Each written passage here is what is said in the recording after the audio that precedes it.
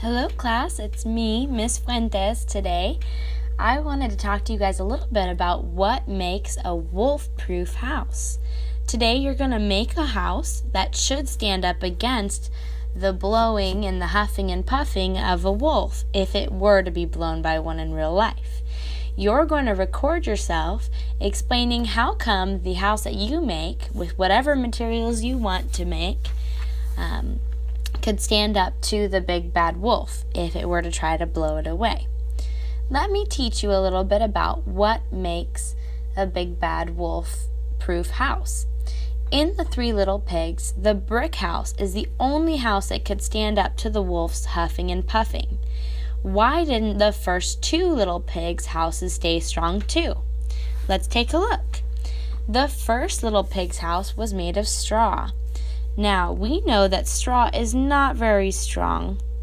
It's pretty weak, and it is kind of wobbly, so if you were to push it a little bit, push against it, it would probably fall over. Also, if you notice, there's nothing holding this together. It's all just kind of standing up on its own. You see, this little pig is just gathering the material and then sticking it up on the walls, but there's nothing holding it all together.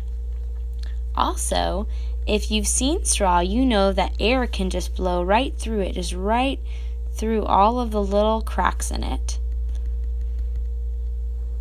And we know from the story that when something comes and blows against the house, that the straw blows away easily because it's a light material.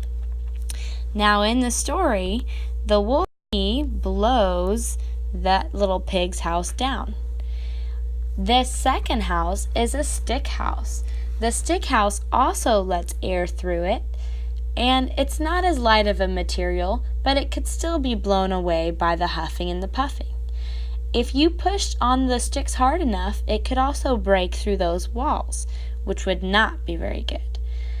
And in the stick house, nothing is holding it together either. So those are really interesting observations. Now, what made the brick house better than those houses? Let's take a look. The brick house was made out of bricks, which means that no air could get through those cracks. So you see his air is just bouncing right off of it in those little parts because no air can get through that brick house. They stay nice and warm and toasty in there, and the air can't push it over. The material is very heavy. It's hard to put together, but it's very heavy material, so it can't be blown away. You can't pick up the material of the house all by yourself. It also can't be broken by you pushing or hitting against the material, which is a big deal. And also, the brick house has materials that hold it together. If you look here, there's a roof here that's holding everything together, and the little tiny cracks on the house have all sorts of other materials that are inside that glue the bricks together so that it won't fall over. So from what we know from the Little Pigs book, a wolf-proof house is a house that doesn't let the wolf's huffing and puffing bend, break, or blow it away. The wolf-proof house is strong, and it's also held together by some other material. So today you're going to choose your own materials to build a house of your own.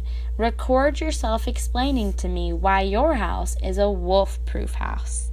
Thank you guys so much. I can't wait to see what you guys come up with.